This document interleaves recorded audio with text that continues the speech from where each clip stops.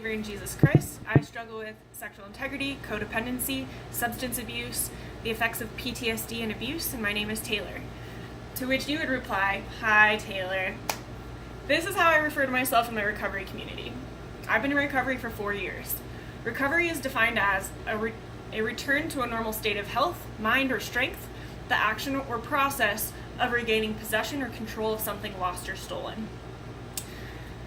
The program I entered was Celebrate Recovery.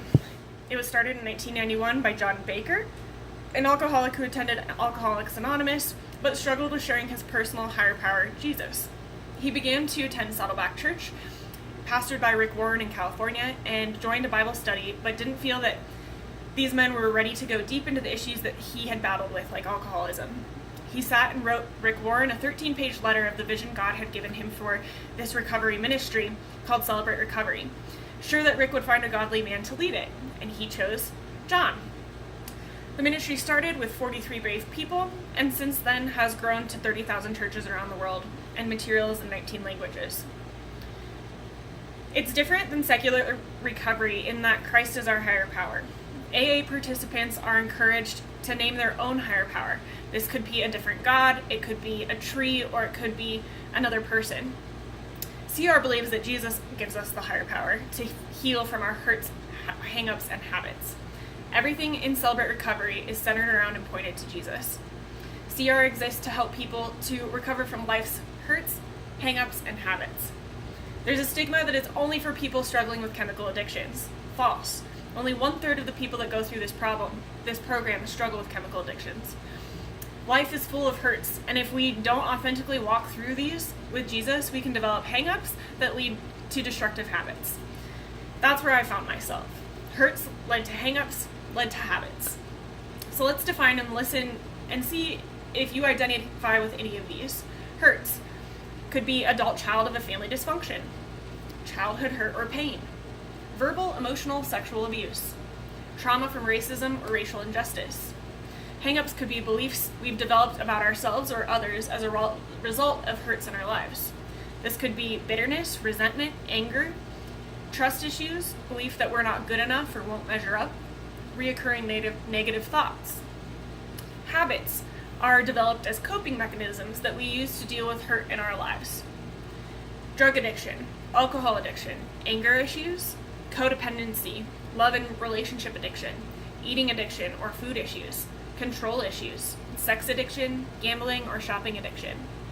You don't have to have out-of-control habits before you get into recovery. It's better if you don't. We've all been hurt and we've all hurt someone. So recovery is for anyone and everyone. The process is guided by recovery steps and principles. The recovery steps and principles lead up the path to healing. We follow the 8 recovery principles based on the Beatitudes and Christ-centered 12 steps. Each builds on the next. Some of these are: we admit we're powerless. We make a moral inventory of ourselves. We admit to God, ourselves, and another the exact nature of our wrongs. God removes our character defects. We make amends to people we've hurt. We connect with God and His will. We carry the message to others.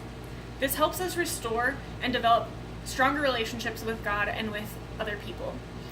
Everyone in Celebrate Recovery, all leadership, even nationally, are still in recovery themselves, working the steps.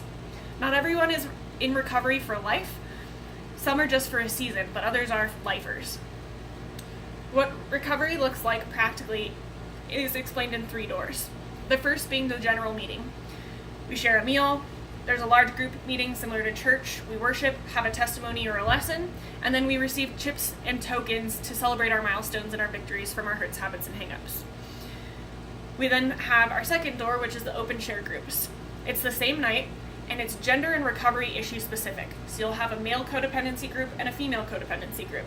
You can share whatever is on your heart for that meeting. These groups are safe because of guidelines. These help us to share without worrying about being judged, fixed, talked over, or talked about outside of the group. The guidelines are the heart and soul of the ministry, and without safety, there can be no openness and honesty, and without honesty, there can't be freedom and healing. Next, the third door is step studies. Step study groups are on a different night. They're 2 hours long. They're gender specific, but mixed recovery issues.